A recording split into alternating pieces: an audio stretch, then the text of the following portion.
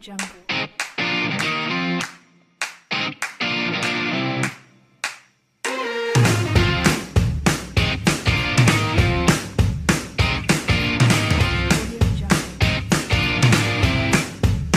Hey everyone, this is Aaron Gomez from The Mashup. Now we got a new movie talk with myself and Keanu. Keanu, buddy, another week. Another week, another day, another dollar. I know. It was actually a lot of fat news this week, but this actually just happened. Avengers passing Avatar, finally. Like, it was kind of inevitable at this point, but it officially passed Avatar domestically, and it actually gained the second spot, but it's still behind Force Awakens. Endgame actually is still the second highest grossing film of all time, but it's still behind Avatar, as in, globally. So, I mean, how do you take this news in? It's kind of not a shocker for me. No, not a shocker at all.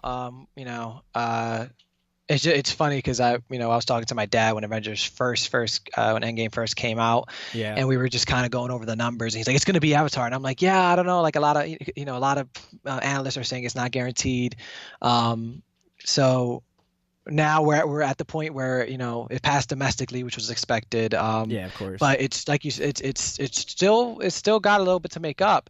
And everyone's like, oh, it's only been in theaters for a month or whatever. And it's like, yeah, but it also has a bunch of competition coming up, and it's also really dropped. It's every week it's usually at 50%. Mm-hmm. It's like definitely like slowing down. So it definitely has the time to make up for it, but it's gonna be a close one.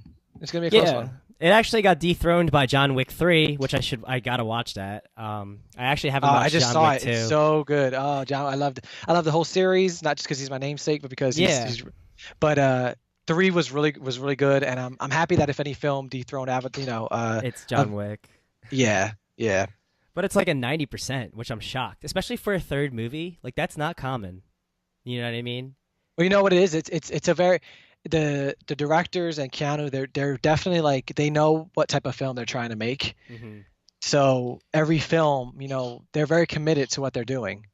Yeah, no, absolutely. And we're talking about the competition, and yeah, people don't realize, Avengers is dropping every week, and Godzilla's coming out, and the reviews are really good. Like, the embargo hasn't lifted yet, but people are already tweeting, like, praising it. Like, I know Godzilla, the first one was kind of, iffy with people because we really didn't see Godzilla, but now I hear they really step it up. And plus, like, people were saying the Chinese market with like everything going on with the trade deals might affect Avengers, but I mean, it already passed. I think it's really going to be a minimal effect. Yeah, I mean, the Chinese Avengers audience definitely has kind of they've made their mark already. Like, even if the trade wars were to affect it, there's not much life to get out of Chinese Avenger fans as it is. So it's not, what I'm saying? Like, if this was like a week ago, maybe 2 weeks ago, but we're in the end game now for the Avengers end game. So there's it'll be interesting to see the next week or two how the numbers end up reflecting, because it's so close, but like those last 200 million, that's a lot to make up given how many times people have seen it, how many people have already seen it. It was very front loaded. Yeah. So did you see Pikachu yet? No, I didn't. I do want to see it. I still see that. Yeah, I still have to see it. I mean, I heard it was all right, and I think Rotten Tomatoes is being a little vicious with it. I agree. Hearing. So yeah, I mean, it's a kids film. Exactly. That's what people should take, because you're not going to get your Logans from fucking like Pokemon. Yeah. It's a kid's property in the end. But yeah, I mean, Endgame and John Wick really took the cake, but Pikachu, I don't know. I heard they're going to make a sequel, which is going to be still Detective Pikachu. So, I mean, I thought they would at least do a spin-off and do an actual Pokemon series. Well, there was talks about a month ago that they were actually doing 2 films. They were doing Detective Pikachu 2 and a spin-off that would be an adaptation of Red and Blue. But we'll see how true that turns out to, because I think a lot of people would... a lot of the naysayers who enjoyed Detective Pikachu but gave it like an okay rating, I bet you if it was an adaptation of Red and Blue, they would be like, oh, they'd love it. Yeah. Because all I heard, it was like it didn't have a lot of Pokemon battles, and it was just the noir aspect. They really focused on the detectives, and that's like the point of Detective Pikachu. But yet again, I would love to see a live action Ash and Team Rocket. Like, how would that would turn out? Because I heard the world building is amazing, and the city is awesome. Did you see Japan. It's funny. Avengers destroyed it, in every territory except Japan. And Japan, Oh my god. Pikachu and Detective Pikachu and Conan the detective, they both like washed, like they just destroyed Avengers. And it's just funny because it's like that's Japan for you. They love Yeah, themselves some just Detective Pikachu and Conan the detective. just Japan. Yeah, that's insane. But I mean, I still got to see it. Maybe I'll watch it on a $5 Tuesday and something. Like I'm not rushing to see it, but I think they kind of didn't expect it to be. I think they expected more out of the property, in my opinion. I mean, I got to review the numbers and see again, but I just feel like there wasn't a lot of hype about it. I guess maybe because of the early reviews, but still, like, it's making money, no doubt. But I think it's probably not hitting expectations, like people really hyped it up to be. Yeah. Who knows? But like another like crazy bit this week that I saw was that the new Saw is going to get rebooted by Chris Rock, like produced by him, which is like. Okay, so like the whole comedians making horror movie thing. Yeah, isn't new. it's like the new it's the a new new big thing. thing. It's a Yeah, new so everyone's doing it now. yeah, so we had Jordan Peele, and then we had Danny McBride for Halloween. Can it happen a third time? Like it's kind of crazy, and Chris Rock being such a household name, he's being accompanied by James Wan and Lil Wynell, and they're getting the director from Saw 2, and like they're expecting to have an October 23 release in 2020. And he pretty much said that like I've been a fan of the film since 2004, which is kind of like crazy to hear. And they said they praised Chris Rock's like interpretation and vision. So, I mean, what are your thoughts on that? I mean, it was new, and I was just like, okay, whatever. Here's the thing. Like I'm a huge fan of horror. I study horror, and so one of the reasons why this new trend of comedians turning to horror, one of the reasons why it's been happening and why in theory it works is because horror and comedy actually have a lot in common. They, what I'm saying, they have a lot.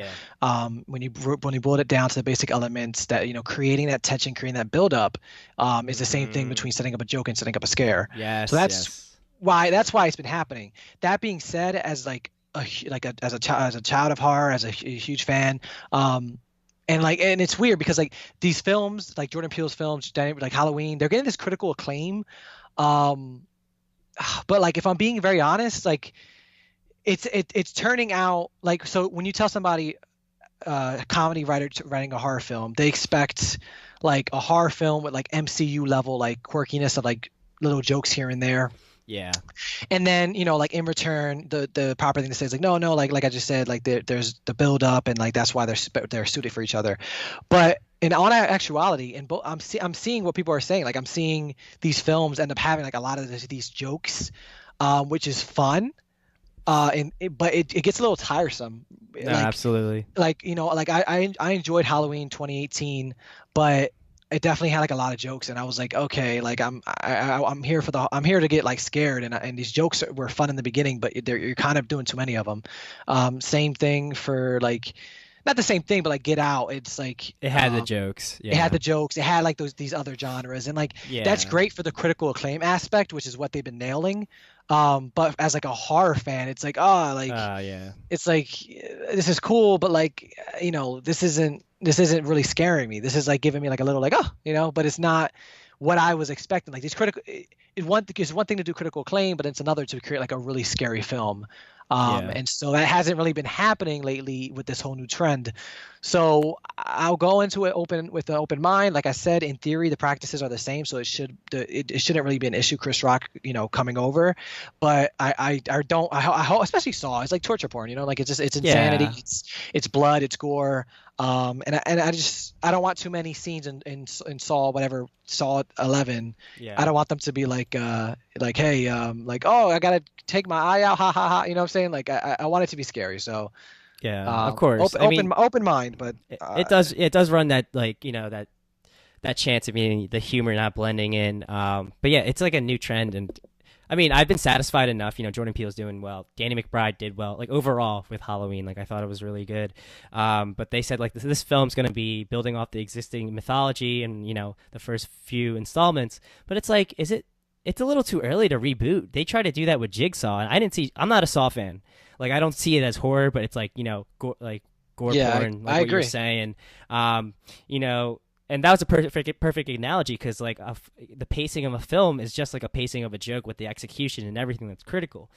But I'm not a fan of it. I'm not a fan of Saw, but a fresh take is what it needs because I feel like I honestly think it's really early to really do this, but if they want to do it and they really believe in Chris Rock and they need that new blood to really get it going, like, all right, well, we already have Hellraiser coming out, like a reboot for that, and we have a reboot for Candyman, which is produced by Jordan Peele. So it's like we're getting all these reboots. It's like let's hopefully they stick the landing, and let's see. It's and Chris Rock's producing, so remember it's producing. It's not directing, but. Well, no, we'll move on from there. But it's just like it's kind of we'll take it as it is, and Yeah. some like other news bits like House of M being a possibility. So like Stephen McFeely and Christopher Marcus were commentating, and they actually liked the idea of House of M happening, but they were like talking about Secret Wars and stuff like that. But they really wanted to say like House of M would be cool, but we have to work up to it to earn it, and it might take a while. And then yet again. Yeah. They mentioned Moon Knight being a movie, but it's complicated right now. So it's like they really are focusing on Moon Knight, and I would love House of M, but I do agree they need to build up to it. And now there's like theories that like online saying like Scarlet Witch is going to be the creator of mutants, but like, who knows? I just think the multiverse is really the thing that's going to bring it. But what are your thoughts on the possibility of a House of M down the line? Here's the thing about that. It's like they hit the nail on the head, which is House of M is such a it's such a kind of convoluted storyline, and it's way too soon to be thinking. So here's the thing: like House of M is they take a bunch of characters and they take a bunch of established characters and spin them on their head, and they put them in like a whole new situation. The thing is, for people to really enjoy that, they need characters who they've seen in their usual element, which is to say like. They would need like Iron Man and Captain America, where we already have gotten 4 or 5 movies enjoying them in their natural habitat, which is what we want, in order to appreciate something where like they're president of the United States and another one is like a dictator. You know what I'm saying? Like whatever. I forget what happens in House of M, but the thing about it is like we don't even have the mutants yet. House of M is House of M. You need the mutants. You need the mutants, yeah. You need at least like, 2 movies. I feel like exactly because people want to see the mutants in the MCU. They want to see them in the MCU habitat. House of M is about taking that and turning it on its head. So before we can turn it on its head, we need to see them in the regular, in the regular MCU. Yeah. So I think House of M would only really work unless it's the next like Age of Ultron, or what I'm saying, where it's like we've had a couple films, we had a couple solo films, we see how these characters are. Now let's do something a little bit different. But we've got to earn it, so to speak. So I think it's it's a neat. I'm not a huge fan of the storyline. Like it's all right. It's not anything. Yeah. But in Marvel we trust. So I think in time, exactly. 6 or 7 years. I like in my mind we need a good 6 or 7 years before we even think about House of M. Well, yeah, because the Avengers Feige claims that we're not going to have X-Men within the next 5 years because they already have their Phase 4 planned out, and. So make that 8 or 9 years. Yeah, let's make. I think 8 or 9 is the safest bet, and like we haven't even touched Scarlet Witch's powers, so like she's more of a Jean Grey than more she is in her actual capabilities. Like I think she needs to have she should team up with Doctor Strange in Doctor Strange 2 to really like master her powers and stuff, and like she would be killing it because she almost we said this last week, she almost kicked Thanos' ass like all just by herself, and it's just we need to start small. That's like we need to start small because we just ended with Endgame.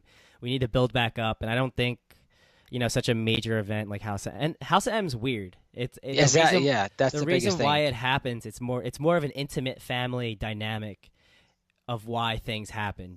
Like some it involves family, and like I don't think we're ready to like really dig into character, like these deep character stories, because it's like we're used to magic, we're used to like these like to space now, like the Guardians, because we took our time, we're taking steps, but like something weird like that, I just don't think like the environment's not ready. The way I see it, it's a Captain America situation. It's you need Captain America 1 and 2 showing him, giving him his time, giving him his spotlight, and then in 3 we had Civil War. Like you would need like Scarlet Witch or just like X-Men 1 and 2, and then X-Men 3 would be when you would do House of M. Yeah, X-Men 3 would be That would be perfect. And plus, it wouldn't even be like, that's the thing. Is it going to be an X-Men movie or is it going to be an Avengers movie? Because Avengers, this isn't, House of M is like it's one of those Marvel crossovers. Yeah, it's like an event, you know, but it mainly.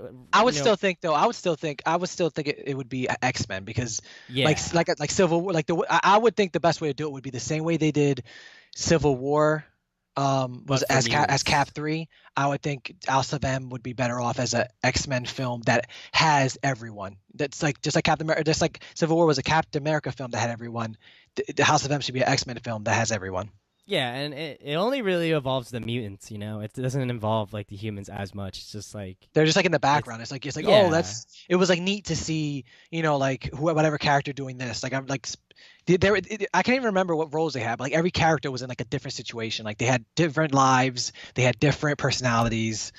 So yeah. Yeah, I mean it's tough because I'm actually about to get the new, Captain America Sam Wilson comics because I actually want to read up on Sam Wilson being Cap, which I'm really excited about. And then I'm about to read Original Sin because I haven't read that yet, and I do want to read that. But like every spinoff has its own, you know, like so say Civil War 2, it has its own side spinoffs with every character. Like it's such a fleshed out story, and you know, stuff like that. It's hard to take, but you know, as long as Kevin Feige's at the helm, I'm okay. You know. Yeah. Yep. I agree. But like other news was like Mortal Kombat. It's official. It's coming out in 2021. You know, James Wan's producing it, and Simon McCoy is directing it. And you know, it's actually when it's getting released, it's releasing the same time as Masters of the Universe, which is getting produced by Sony. Mortal Kombat, I told you, it's like my favorite video game movie. It's fun. It's dumb. Yeah. I just got to see a clip to see their vision, you know, like I got to see something before I can really put my thoughts on it. Cause it's hard to do Mortal Kombat. It's weird. It's all inner dimensions. It's just, I don't know. What would you think about Mortal Kombat being like today, like its own spinoff? So there's like, in my mind, and we every cast we do we end up like creating a film. And for me, you know, for Mortal Kombat to work nowadays, it needs to be like, it has to be a little Game of Thrones where you build up the mythology. Like you own it, you make it R-rated, yes, and absolutely. You just hit the ground running. You don't do any exposition.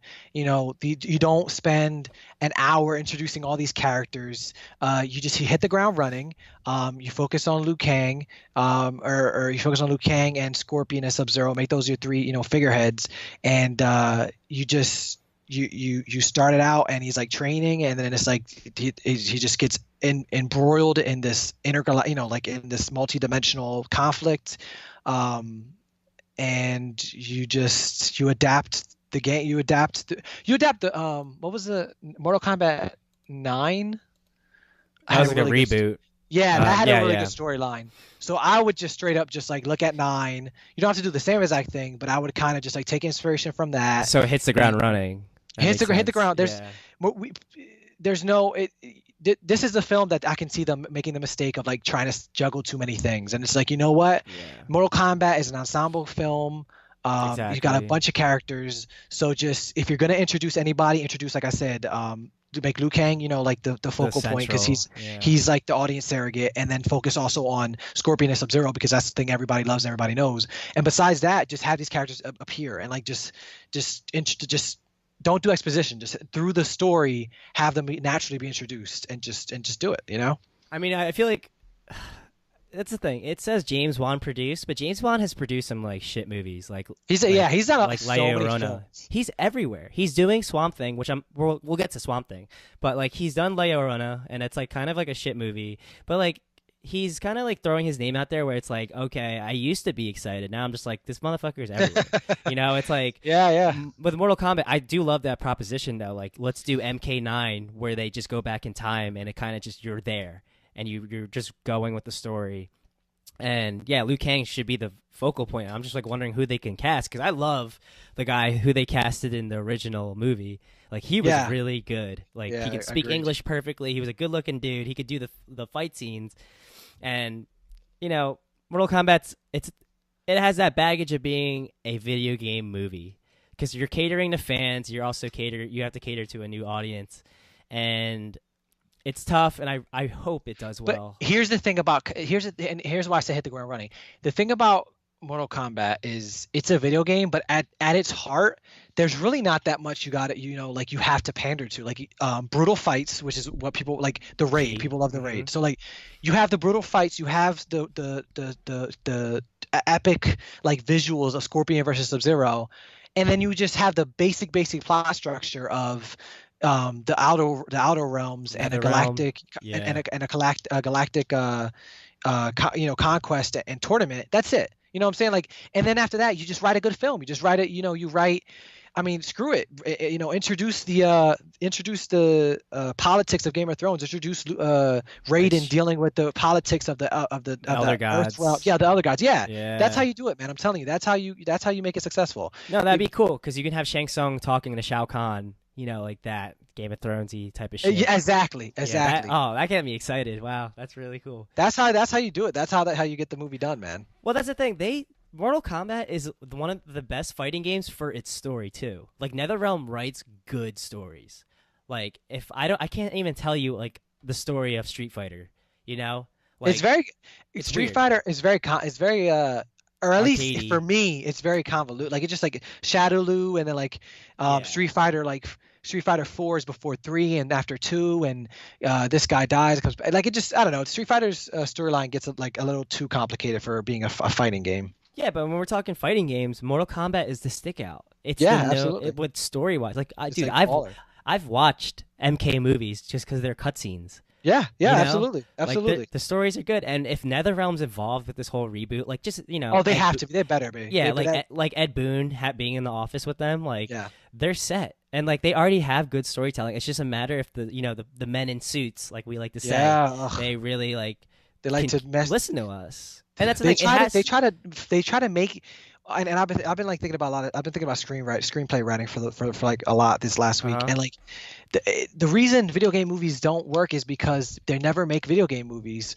They always take these elements from the video game and they're like, we have to make it cinema. We have to, but like making them cinema ends up just being it's just equivalent to dumbing them down. It's just like adding these foreign elements that have no place being in the film because the corporate the men in suits are like, oh yeah, we need to do this. Yeah, no, absolutely.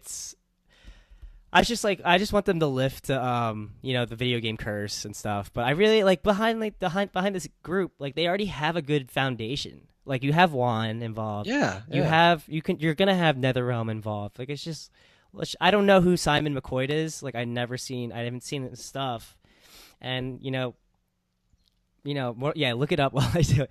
But yeah, Mortal Kombat.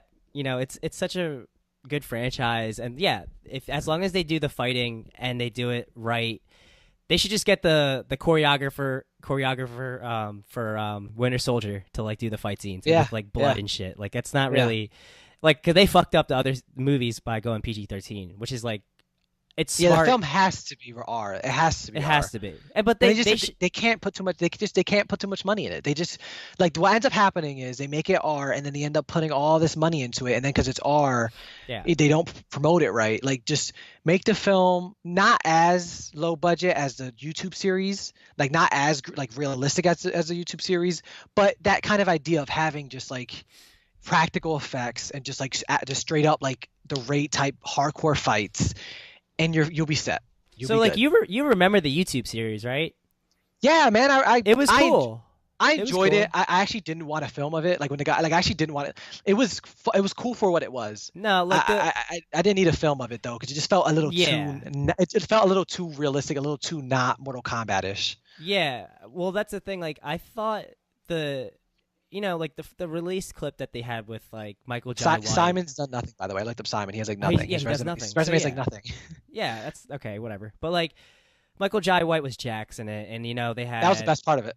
Yeah, that was the best part. But when they actually started to like have the show, they didn't know if they wanted to be like, like magical.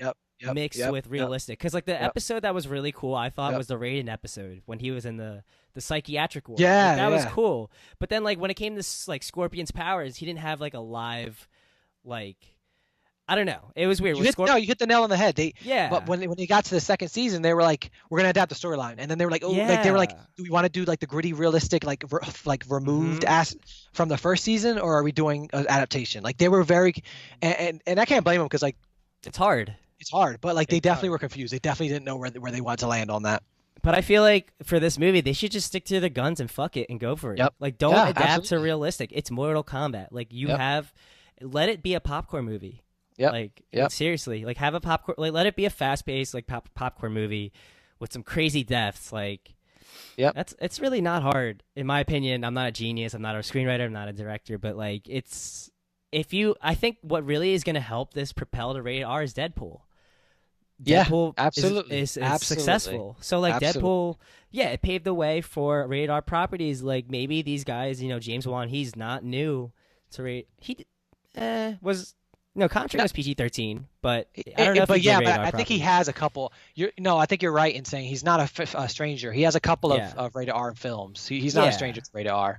Yeah, so I mean, hopefully he leverages it, and I think they're gonna go rated R at this point. Like fresh off MK11 with this news coming out, and MK11 is awesome. Like it's doing great. There's some gripes with the crypt system, but like I mean. Whatever. That's a whole different story. That's like all gaming nowadays too. That's all gaming. Yeah, like, I know. It sucks to say, but Whatever. I mean, that's to like get off topic. Like that's the balance of you putting in the time where you have to pay for something, which is so stupid. But I mean, NetherRealm did it. But like moving on to Mortal Kombat. My last thoughts are like I'm excited for like what we just proposed, like the Shao Kahn Shank song, like Game of Thrones with Raiden, like. That's a cool idea, and this movie deserves to be 2 hours at this point.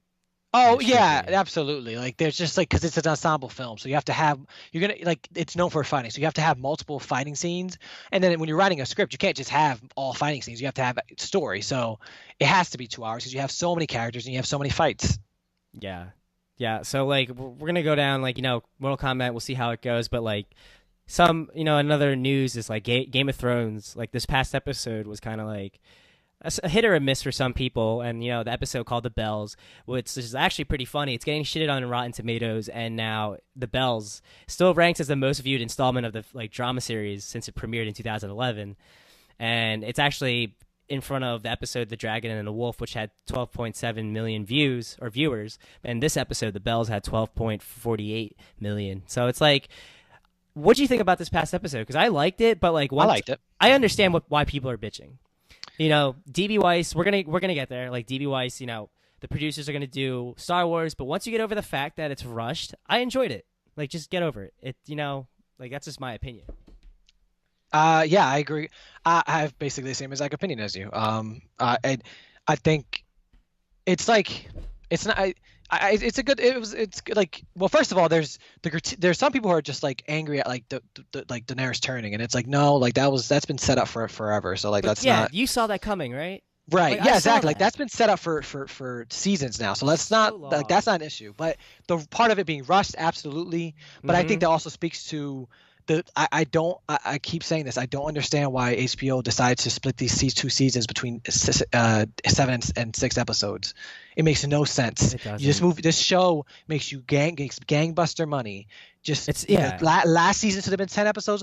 This season should have been 10 episodes. It's that simple. You have the money. You're gonna make profit. Exactly. Yeah. Just bump up the budget and film 10 episodes. And they could have had a little. They could have showed more Cersei without her staring out a window drinking wine. Getting paid $1 million. You know what I'm saying? They could have showed more show more. Of Daenerys's mindset in order for other people to be less angry about it being so fast. And it's like it's that simple. But for some reason, I don't know if there was contracts. I don't know how it works. Like I haven't done my research. Usually I'm on top of that, but I don't know why it's split like this way. But of course, there's also the aspect of if like George's books aren't done, so like there's obviously the writers don't have anything to go off of, and of course that's going to affect the quality too. But a lot of the complaints could have been rectified by this being a longer season. Yeah, I mean, listen, the producers are doing great. Like the books are behind, but like hats off to the producers for giving us like good seasons before this. And ending it.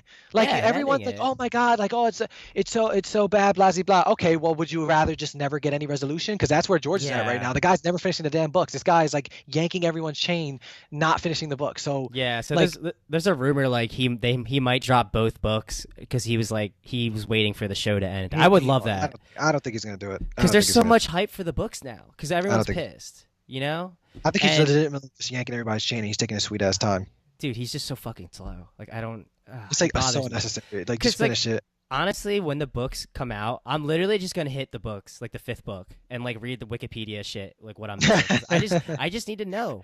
Like, I know about Lady Stoneheart and shit. Like, I just need to know how this ends. Because I feel like... I heard this on another podcast, like H3 podcast, if you listen to him. He said that, this is not a news confirmed report, but I heard that HBO wanted to do 10 seasons, and the producers were like, "No, we're gonna do 8." So, I mean, I felt like if they did it 10 seasons, you have this season to the White Walkers. The next season is Danny going crazy, and then the final season is John versus Danny. Like it's not that hard, man. And this, like, my brother came up to me and he was like, "Well, they do make spend a shit ton of money in these episodes, so it's hard." And they were shooting like 52 days straight, but yet again, you're making so much profit back. I don't understand what is fucking. Yeah, they're making so much money.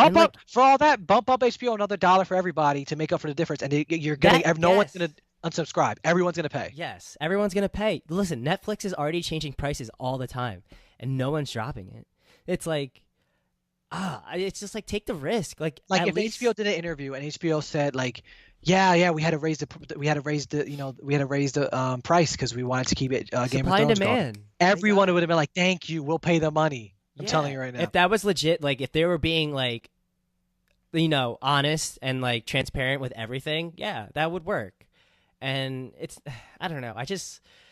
See, we're outside the situation, so we don't know. Yeah. So we're not going to know. And like this next, the next bit we're going to get into, like, is Star Wars 2022 going to affecting it? Because Bob Iger was officially saying like David Benioff and Dan Weiss are going to start direct and write the December 16, 2022 film. And like they already have The Mandalorian, and they're going to have a Cassian Andor spinoff on Disney Plus. It's like, did they dip out just to do this movie? I don't know. And I'm kind of leaning towards it because everyone's kind of bitter, and I'm bitter too. But once you just accept it and go, I don't know. Like, what are your thoughts, Keanu, on this whole like Star Wars issue? I mean, issue of the news. I don't. Here's the reason why I don't think there's any real direct correlation. Rian Johnson was supposed to have the next trilogy since before The Last Jedi. Mm-hmm. Like, so they must have in the last year they must have just decided to switch it around after I'm assuming The Last Jedi controversy, but they would have always planned to start doing the Star Wars stuff after they had finished plotting out Game of Thrones. Like, just timeline wise, looking at the Rian Johnson trilogy that was supposed to happen, now this new trilogy, like this 2022 film was always assumed to be Rian Johnson's trilogy. So these guys didn't expect to be doing their stuff till 2020 something, 2024 or something. It's The Last Jedi. So I mean, I don't think there's any correlation. And then in regards to the actual films themselves, I wish we would actually take more of a break. I love Star Wars. I love it with a passion, but I really do need a break. Like, I think The Mandalorian and the Cassian spinoffs are exactly what we need. But 2022 feels like I wish this was a 2024 or at the earliest. Well, that's the thing. Remember when Star Wars used to be an event, and now it's exactly. Nah. Now it's like. It's like, oh, we want to make a cash cow. I mean, I guess cash cow, but it's like, we want to pump it out. Yeah. And I don't understand, like, if you wait it out, you're going to have better gains. And, the demand's going to be there. That's the only reason Force Awakens made the buku bucks that it did, because people were like, oh, my God, it's been 10 years since the last one. Mm-hmm. And they really, they used the nostalgia bomb with Han Solo saying, Chewie, we're home. Yep. And it's like, I don't know. Star Wars, I'm still a Star Wars head. I love it. It's just, I'm just a little fatigued. I'm just a little. Yeah, I fatigue. I was talking to some people and they're like, "Oh, I knew this was gonna happen. Like the quality was gonna drop with Disney." I'm like, I don't know, but like I just feel like they've like had reports in the past that they didn't have a plan. That's the problem. They like had movie by movie, and then they handed Ryan Johnson. No, yeah. And they didn't have a timeline. Yeah, I It's thought like, that was so dumb. I thought that was so like because Kathleen Kennedy said it herself. She God. was like, "Yeah, each film is a director having their," and I'm like, "No, no.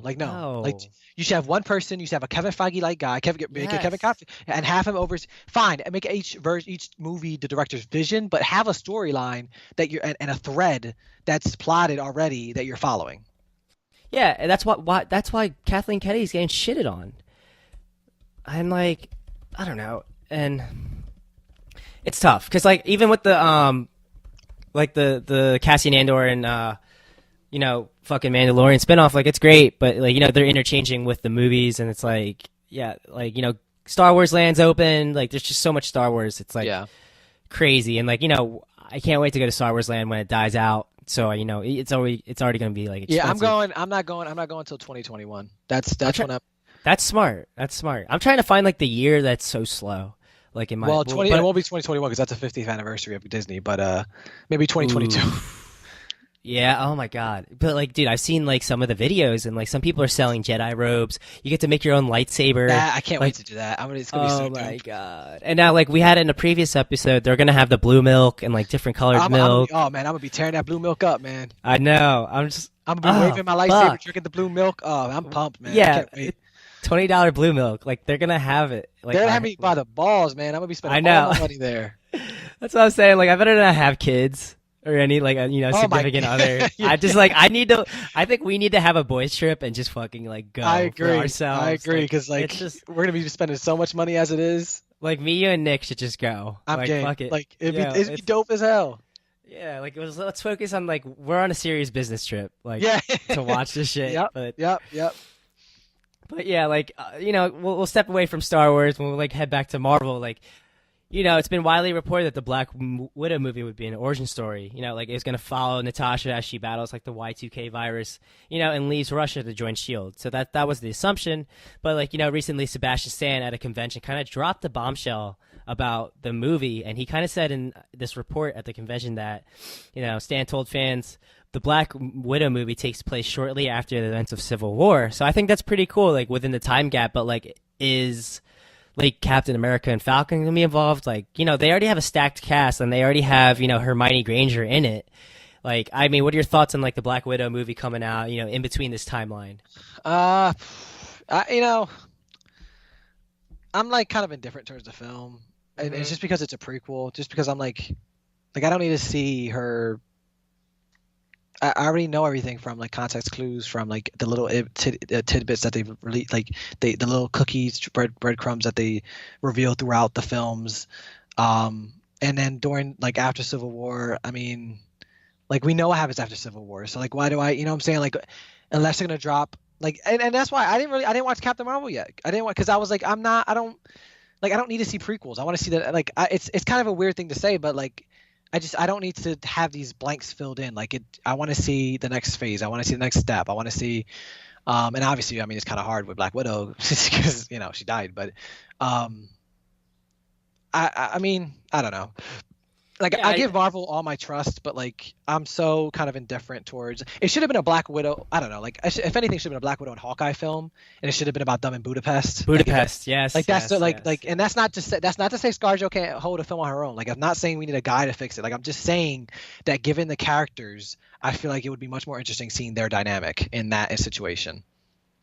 Yeah, I honestly think I honestly think this whole movie is a step back. I agree. Like, we're trying to progress the story and we're trying to establish new universes. Like, dude, I'm not even okay with Shang-Chi, to be honest. I'm like, first off, I looked up Shang-Chi and I'm like, no one really knows him and he doesn't have real powers. So it's like, how's he going to be connected to the Avengers? He should be connected to the Defenders, like the modern take of the Defenders, like Iron Fist.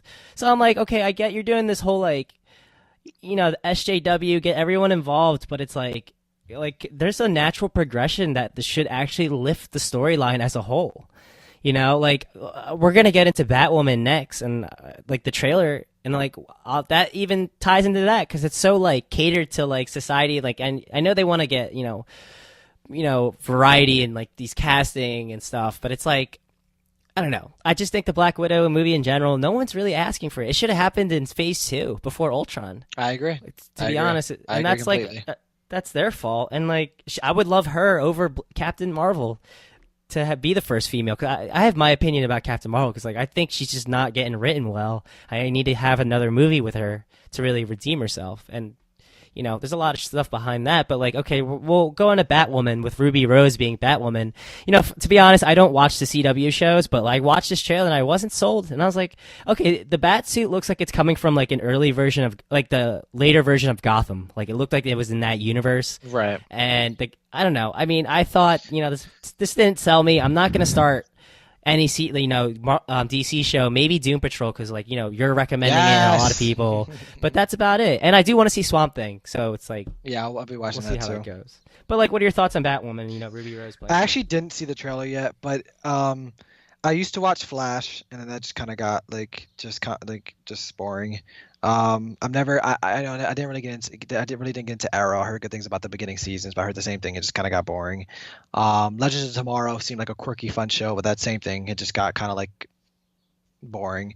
And is there any other shows on this? Is there? There's not. Those are CW. And Flash. I guess Supergirl too. I forgot about that.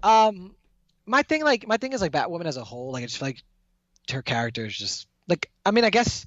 I don't know. I don't want to. She feels so political. I don't know. She feels a little like she came out, in a couple comics, and then just felt like she was like everywhere. And I don't like a Batman with guns or like a gritty Batman. Like I got Red Hood for that. Female Batman, I got Batgirl for that.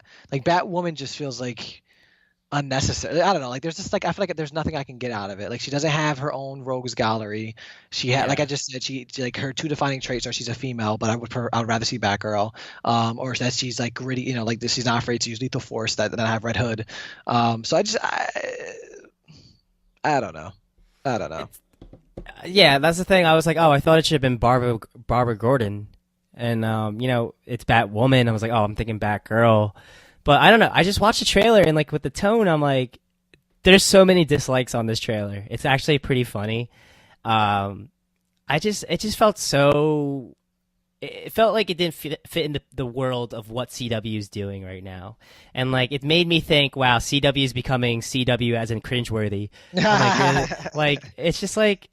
I don't know who's asking for this. Maybe there's, it's good for, female empowerment and this is great, but I think this is like not the route they should do it. Like they should really look at Wonder Woman. They should do Barbara Gordon. They should do it get Whedon on it. Type, like teen detective. Mm-hmm. Like I don't know. Like I just feel like I said, I just feel like Batwoman came out on the scene.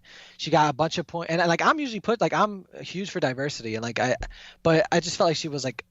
Female lesbian and like that they that's like what pushed her to like get her own title. Like I don't know. Like I just feel like she's like same thing with like Batwing. Like he was all right. Like the core Bat family for me is like Batman, Nightwing, Red Hood, Batgirl, Tim Drake, and Damian. Like that's like my, what I'm saying? That's the key, yeah. That like that's it. Like that's all, and of course Alfred. Like that's all I need. Like I feel like the family gets a little too large sometimes. It gets a little bloated. And I like I said, I just rather it would be Batgirl. I just rather see. I think it'd be a lot more interesting. I think they could do more with the character. Yeah, I mean, see, this doesn't sell me on even starting trying to start watching CW shows, but look, whatever. Like another trailer dropped was Batman Hush, which is great.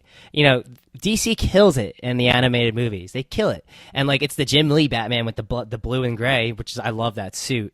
And the Hush storyline, I'm excited for it. I love Hush. I want Hush to be an actual movie villain one day because he has ties to Bruce Wayne personally. Yeah. So it's like I'm excited for it. I mean, I'm pretty up to date on my animated movies for DC. I just started. I just caught up. I didn't see the two. I didn't see the two Superman, the Death of Superman and Reign of Superman.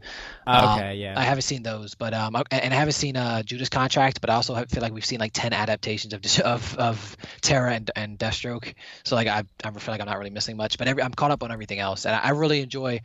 Like they do a lot of Batman films, but like I'm biased and I actually enjoy all of them, and I'm happy when there's a new one. I love Nightwing, and I love that for some reason they put Nightwing in every one of these Batman films. Like I'm not complaining, I love it because he's my favorite character. So every time I see a Batman film and I see Nightwing in it, I'm like yes. Wait, well that's the thing. They had so many rumors about having a Nightwing movie, and like Well, they were gonna have on it, but like every DC film that they announced is all they delayed. scrapped. It's all delayed. It's all scrapped. Like everything. Batgirl was with Joss Whedon, remember? Yep. And like that's a perfect fit because he did Buffy. He's really good with like female empowerment. That's his niche right there. He can do that. And DC's killing it with the animation. I'm not really worried about it, but like we're gonna transition into more Batman stuff because a lot of Batman stuff has been dropped. But like before we get to the main creme de la creme, there was a cool bit by Clooney, and it said that Clooney was talking to Affleck out of Batman. So this is like an actual quote by George Clooney, and if you guys didn't know, he was in Batman and Robin, which was fucking horrible. He said Arnold Schwarzenegger was paid, I think, maybe $25 million for that, which was like 20 times more than I was paid for it. And we never even worked together. We worked together one day, but I took the heat. Now, fair deal, I was playing Batman and I wasn't good at it. And it wasn't a good film, but what I learned from that failure was I had to rethink how I was working because now I wasn't just an actor getting a role. I was being held responsible for the film itself. And, that's yeah, he's right because fan bases blame the wrong people when the movie's a team effort. Like Zack Snyder's movies, like, oh, it's all Snyder's fault, like for something they didn't like. I'm like, dude, this is like, Jesse Eisenberg being Lex Luthor. That was a casting director's call, Like, there's a lot of shit. And he went on saying years later, Clooney actually worked with Affleck on Argo as a producer, and he cautioned him. He's like, yeah, I actually did talk to him about it, and I said, don't do it. It was only from my experience, which And he said, well, he even included that Ben did a great job, so he wasn't actually worried, but beforehand, Yeah. That's what he said. And like, what are your thoughts on this, Keanu, about like Clooney talking to Ben about it? I mean, I think he was. I mean, everything he said was right. Everything, literally, like I completely understand that mindset. Totally agree. And I think he was right to be like, yeah, like he was speaking from his own experience. Like, just like he was like, don't do it, like people, because these fans are crazy, as we're about to get into with the next tidbit. Like, we're crazy. He's right to be like, yo, like, be careful, man. So, I'm glad Ben did it. I thought he did a great job in a role, given what he was given. But I think, yeah, I totally understand what Clooney was saying. Yeah, it's tough because like. Yeah, fans are crazy, and it's whatever genre it is. Like, there's always going to be a backlash by like, the fan base, and that's not his fault. It's all directing, it's all their vision that fucked it up, and he just did his job, And of course, they're going to tie it to him. So like the hot bit we're going to get into is the new Batman, not confirmed, but he's in the running. Robert Pattinson. So this is from Variety. It's not a done deal. So Pattinson is in the lead to play the Batman, and he's actually in front of Nicholas Hoult, so AKA Beast. From the X-Men spinoff. Yeah, so Pattinson's 33. I didn't realize he was that old. Yeah, no, he ages well, but I told you this is the youngest Batman. He's actually the second youngest actor to play Batman. So Christian Bale was 31 when he played Batman. I didn't realize he was that young when he played him. That's what I was saying. I thought Bale was like 40 for so long. Yeah. And yeah, this was 2005. So there's no official date, but insiders are telling Variety, filming could start between late 2019 and early 2020. Listen, the cool thing is they're having like, Batman's Rogues Gallery. And right now it's kind of like confirmed that Penguin and Catwoman are the villains. And this is just 2 out of the 6 that are actually going to appear. I want everybody in it. Oh, yeah. So that's the thing. I don't want it to be year one. I want it to be everybody and their mom. It starts off with Scarecrow getting attacked by Batman, like right in the streets of Gotham. And he's been doing it for a couple of years. And then, he already has a Rogues Gallery. So I want it to be like that. Like Spider-Man Far From... Homecoming, like he's already been Spider-Man. We already know the plot. But what are your thoughts on like Robert Pattinson before we like continue with the villains and everything? Yeah, I told we talked about this a little bit. I don't know. Mm-hmm. I haven't seen him in any serious roles. I know you said he's pretty strong. He's a pretty strong candidate. Obviously DC thinks he's a pretty strong candidate. If he's cast, I'll go into it with an open mind. I do wish we could just like. I do wish we could get like the stereotypical Batman. Like I just wish we could like get the guy that everyone has in our mind. Like I don't know that we all agree on the same person, but I just feel like there's a certain type of person that we all expect. Yeah. Like I'm a little tired of like these like out like I don't know. Like I'm just I just I know what you mean. Yeah, I know what like you we have mean. in our mind. Like I have John Hamm. So Yeah, exactly. Like I like okay, like exactly. Like I would love John Hamm, and like it's like okay, fine if you want somebody younger, it is what it is. But like take that type of person, take a John Hamm like type person. That's my that's where I'm at. And but like I said, if he's cast, I'll go on with an open mind, and Well, that's the thing. He should. This is what Robert Pattinson needs to do. He's good in Good Time. Like he's done like small films, like artistic, A24 films. Yeah. And there's a reason why he's in Christopher Nolan's next movie. His acting chops are great, and he just needs to bulk up. He needs to get a tan. He needs to stop wearing his hair so like so choppy. messy. Yeah, like he needs to have but a low groom like Bruce. He's a good-looking dude. And Boss Logic, a long time ago, when we dropped the Batman news, that was our episode. Remember that? We talked about it. And, Boss Logic made an old, example of what would Robert Pattinson be as Batman. And he looks cool as Bruce Wayne. And if they're going for a young Batman, shit, like, that's awesome. Like, and it's going to be noir-inspired, which we never had. And, like, I don't know. As long as they have the good fight scenes, like the Batman versus Superman Batman, like that type of fight scenes that were like Zack Snyder's fight choreographer, like I'll be happy because Batman's not really like a big shot compared to like Captain America and Iron Man right now, so it's an uphill battle for DC, I think. But this is the thing. Remember, so this is today. So THR, the Hollywood Reporter, reported that like the studio is in the midst of vetting the process, which includes screen tests, costume tests, readings, and meetings. So while Pattinson might not have been signed to the contract yet, they are way deep into discussions that will likely end in a formal offer. So it's like, he's getting processed, and, Oh, yeah, and I heard they're not stupid. They're really intense about it. Like, I heard this time especially, they're being really intense about it. They're really putting them through, like, a rigorous casting process. And, DC's been killing it, and we're going to see it with, Joker. I'm excited. I'm really excited. I'm pumped about Joker. But is this Batman going to be a trilogy? That's the question. I don't know what Reeves has been planning. Like, did he want to do a one-off, or what's this going to do with the the Justice League? Like, there's so many questions we have to consider. But like, who else would you want it to be as a main villain? Like, if with 2 out of the 6 main villains, I feel like Hush should be like the guy behind the the puppeteer. But yeah, because you figure Black Mask is already taken up by Birds of Prey. Suicide. Yeah, Birds of Prey. Yeah. We've had like. I don't really want Jared Leto back as a Joker, so No if unless we're casting someone new, I don't really need a Joker. Not yet. I think in the second movie we need a Joker. I think I think the Riddler should be like. I think the Riddler should be like in the Arkham games, where he's like in the background, like teasing him along the way. Yeah. So that would be So that's just Easter eggs. Like Who else? I think they should bring Killer Croc back as the muscle. Yeah. Who else? I just really think we need a new villain, though. Someone who hasn't been done yet. As much as like Penguin and Catwoman. Okay, so Batman Returns, like, yeah, that was okay. We can do a modern take on Penguin, but like, I feel like when they say Penguin and Catwoman, I feel like it's gonna be like a 5-minute, 10-minute appearance. Like Batman puts someone in jail, then he talks to Catwoman on a rooftop. Like, I don't think they're gonna be like that serious. Yeah. So is it going to be like Arkham Knight when there's so many villains involved? Like, that's how I think it should be, man. I think it should be like balls to the wall, Arkham Knight, like just like everyone, like every villain has a role, even if it's small. Like, yeah, that would be crazy. But it's like at the same time, if you're trying to do a sequel, how are you going to top that? Maybe they just, like we said last week, they could do Red Hood, and they could actually introduce the Joker this time. I think that'd be smart. Yeah, so like Joker's involved, but he's not the main antagonist, sort of say. He's like the Sith, or like the Darth Sidious in the background. Yeah, I type agree. Of thing. And Red Hood would be the muscle of like, AKA Darth Vader.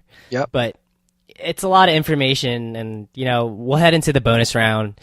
It's Batman's gonna be okay. I think DC's on a roll, especially with their streaming service. I think they need to produce like the producer like Kevin Feige, but I think they're doing a good job right now, so it's not bad.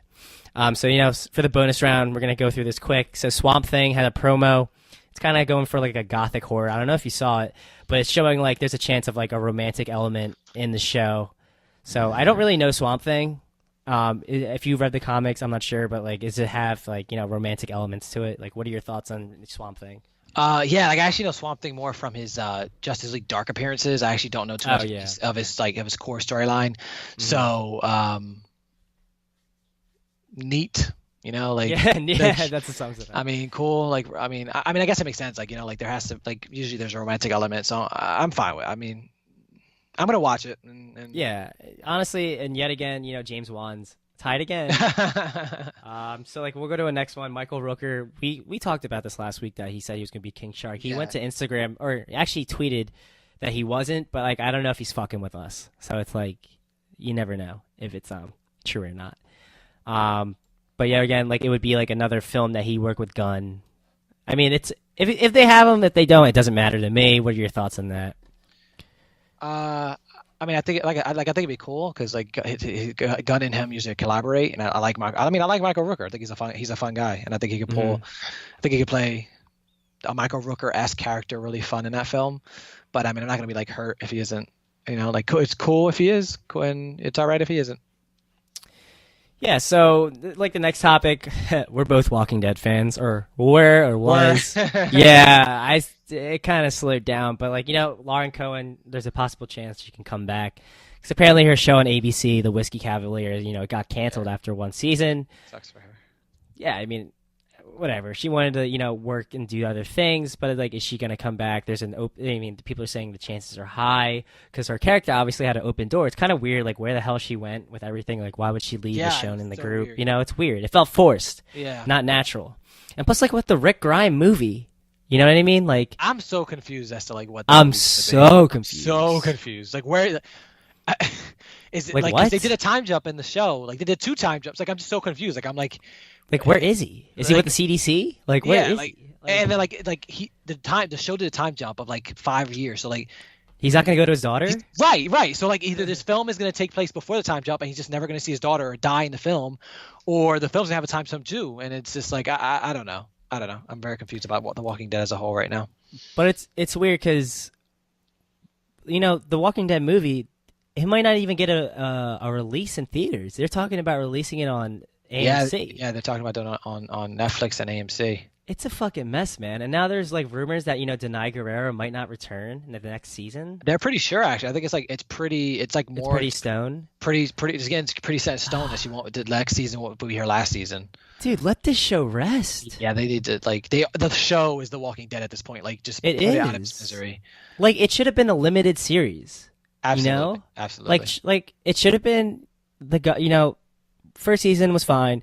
Have like the prison and then the governor and then have Negan and then end with the Whisperers, like straight up. There was a lot of like inserted drama, like the cannibals and stuff and all that. Like they could have made that shorter, like because I think with the they could have made all of like seasons 5, all the seasons 6, and yes. 7. All the seasons could have been shorter. Like I even think like season 3 could have been shorter. Like they always do like first half of season 3 and then the second half comes in like 3 months later, but it's like you need to cut it down to like 10 episodes, I think. Yeah, that's why season 1 worked so well because it was like people wanted more. It was short and people wanted more, and then they kept bloating the episode orders, and now people are like, all right, filler. And I think the season battle. I think the sign is when Frank Darabont stepped down. You know, like he was there. You know, Frank Darabont, like he was like one of the original guys that had the show going, and now it's just like kind of its own thing, and it's like that should be a sign to like really it was Frank, and then it was Glenn, and then it was I feel like there was one more before Scott, but maybe it wasn't, and then it was Scott. I feel like Scott is such a hack. Like he had the longest tenure, and he did seasons like 4, 5, 6, 7, 8. And I just feel like he's so artsy fartsy and just like extends everything past the point that it needs to be extended, and just talks everything out, and just like shows everything when everything doesn't have to be shown, explains everything like when it does have to be explained. Like I just feel like he really put the like he's the one who killed Carl. Like he's just not good. Like he's such a hack. Like I did not like him as a showrunner. Yeah, I mean, like, yet again, we can reference back to Game of Thrones. Like, we're blessed to have, at the same time, a good Game of Thrones show. Because, you know, George R. R. Martin was very strict on who he wanted. And people are like, why didn't D.B. Weiss, like, hand off the show to someone else? It's because, like, George R. R. Martin wouldn't want anyone else to have it. But at the same time, Yeah, I who think do you think? Like, why do you just assume other people are going to be better? Yeah, exactly. He gave us good 7 seasons. Like, Yep. relax. Yep. That's the thing I hate about people because they like jump the gun real quick, and it's like you need to like chill. like appreciate the 6 other seasons. I know, exactly. I mean, it's just one season shouldn't dictate the rest of it. It's Right, like, absolutely. it's fine. But like our final tidbit for bonus round, we're gonna talk about this real quick. Like Black Mirror season 5. Yeah, I can't wait. It's gonna have 3 stories about the future we should have seen coming. Obviously, like I love Black Mirror. My favorite episode I think is the dating one with the DJ when they like, it was like a happy one. I don't know if you remember that. It's like see if you're compatible with someone, and then like it was like a digital world where they had like couldn't be together, but they like ended up being. San Junipero, whatever. Oh yeah, that's a good one. Yeah, San Junipero, that's a good one too. Yeah. But like Black Mirror is the modern day Twilight Zone. Yep. And I love it. It's worth it. And like Netflix is people are worried about Netflix because Disney's like we're taking all our properties, our superhero properties back and all the and Disney properties. I'm like, listen, Netflix can stand on its legs. It'll take a hit, yes, I will agree on that. But it can stand on its own, to be honest. I agree completely. So, like, what are your thoughts on like Black Mirror season 5? As in Netflix as a whole in the future, because Disney Plus is dropping, and they're releasing Endgame with the streaming service, which apparently that's crazy, but that's a good way to sell it. Yeah, I'm super pumped for season 5. I loved Bandersnatch. I know it's not the same thing, but I just I really enjoyed their most recent stuff they put out. I think 5 will be another great couple of episodes. I think Netflix as a whole, like I completely agree with you. I think it'll be fine. I think it'll be fine. It'll definitely take a hit. I also think they do have to be careful. I don't think they should up the price anymore. I think like at this point, Netflix is known for its original content, especially with all these other streaming services. So like their content is good enough that people are still subscribing, but like if they're just making it like any other, like you really gotta be careful now as you enter this new Disney Plus world, Hulu as well. I think they'll be fine as long as they're smart about it and they don't try to like pump up the price anymore. They're a little bit more selective about their originals. Well, that's the thing. Including Disney Plus, there's Apple streaming. I don't even consider Apple streaming competitor. Like they sound. They sound like they're. There was a rumor, and I believe it, that like they're being really annoying about their service, and for some reason, like Cook, I forget who, like Cook or somebody else in charge of Apple is like being unnecessarily controlling about all the shows. Like they're they're like trying to be like a Feige to like all the shows, but the shows aren't connected. So everyone's like, why are you trying to like control us?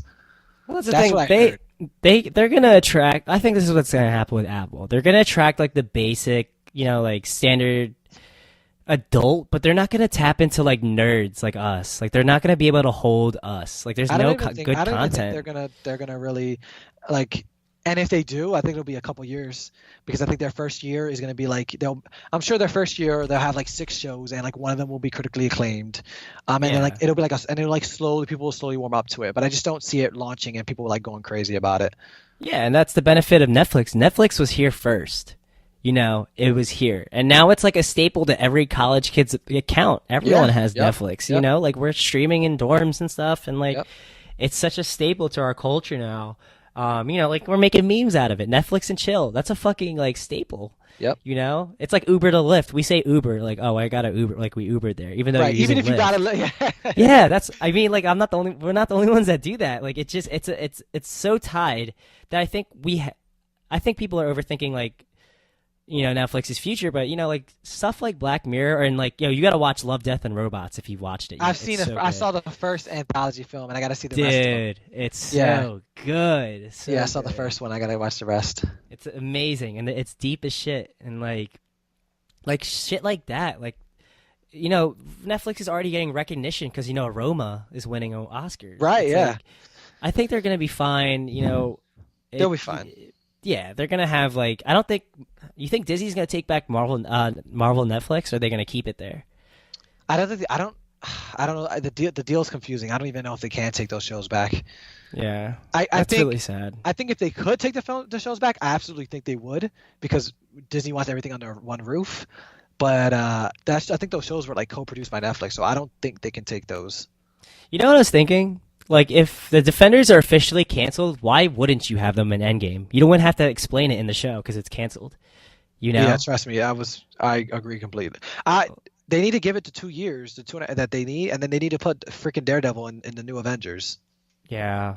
Do Daredevil and Oh, Luke man. Cage, man, or like just make it like a Heroes for Hire Something. movie. Like just do something, man. Whatever. I mean, at least when Marvel Ultimate Alliance comes out, we'll be able to have our like culmination of like the fucking. It looks crazy, dude. Game Informer's dropping so much news. Yeah, I've Like- been seeing those character spotlight videos and stuff.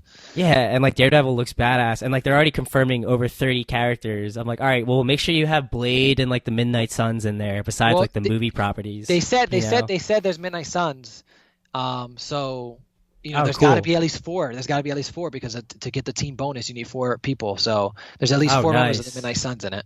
Yeah, because they just talked about Hawkeye and Miss Marvel, which I'm excited for. Because I thought, listen, I was worried about Ultimate Alliance because I was like, oh my god, they're only going to pertain to like Defenders and like the movie properties. So I'm Right, like, right. And then you Please saw like expand. X-Men. You're like, oh shit. Yeah, like please expand. Like let's get like new characters like Moon Knight in there. Like because Yeah, Marvel, Moon Knight was in the original.